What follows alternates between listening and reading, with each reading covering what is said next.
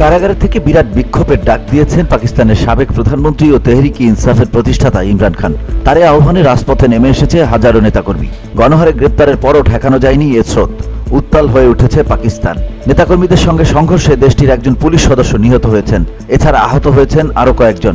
সোমবার বার্তা সংস্থা রয়টার্সের এক প্রতিবেদনে এ তথ্য জানানো হয়েছে। ইমরান খানের দল ও দেশটির কর্মকর্তারা জানিয়েছেন, সোমবার রাজধানী ইসলামাবাদের বাইরে কারাবন্দী সাবেক প্রধানমন্ত্রী ইমরান খানের সমর্থকদের সঙ্গে নিরাপত্তা বাহিনীর সংঘর্ষ হয়েছে। এতে অন্তত একজন পুলিশ কর্মকর্তা নিহত হয়েছেন। এ সময় আহত হয়েছেন আরও কয়েক ডজন মানুষ। ইমরান খানের মুক্তির দাবিতে বিক্ষোভের ঘোষণার পর কর্তৃপক্ষ দুদিন ধরে রাজধানী ইসলামাবাদে লকডাউন ঘোষণা করেছে। এছাড়া তাদের প্রবেশ ঠেকাতে মহাসড়কগুলোতে ব্যারিকেড দেওয়া হয়েছে। ইমরান খানের মুক্তির দাবিতে উত্তাল পাকিস্তান। পুলিশ নিহত, কি হচ্ছে পাকিস্তানে? মুক্তি পাবেন ইমরান? প্রদেশের পুলিশের প্রধান উসমান আনোয়ার বলেন, পুলিশের এক কর্মকর্তাকে গুলি করে হত্যা করা হয়েছে। এছাড়া অন্তত 119 পুলিশ সদস্য আহত হয়েছেন। এমনকি বিক্ষোভকারীরা দুটি পুলিশের গাড়ি ভাঙচুর করেছে। ইসলামাবাদের বাইরে এবং পাঞ্জাবে এসব ঘটনা ঘটেছে। তিনি বলেন, আহতদের মধ্যে 2 পুলিশ কর্মকর্তার অবস্থা গুরুতর।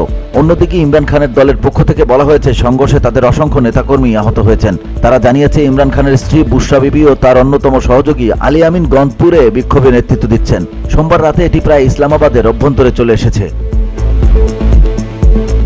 প্রতিবেদনে বলা হয়েছে, দাঙ্গা পুলিশ এবং আধা সামরিক বাহিনীর সদস্যরা ইসলামাবাদের সড়কে মোতায়েন রয়েছেন। এছাড়া বিক্ষোভকারীদের ঠেকাতে শিপিং কন্টেইনার দিয়ে সড়ক বন্ধ করে দেওয়া হয়েছে।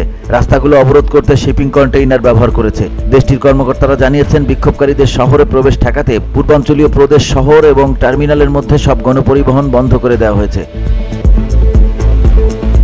পাকিস্তানের প্রতিরক্ষা মন্ত্রী খাজা মোহাম্মদ আসিফ জিও নিউজকে বলেন, পরিস্থিতি নিয়ন্ত্রণে সরকার ইমরান খানের দলের নেতাদের সঙ্গে আলোচনা চেয়েছে। সরকার এ বিষয়ে আন্তরিক, তবে এটি এখনো কোনো কাজে দেয়নি। VOD Bangla news desk.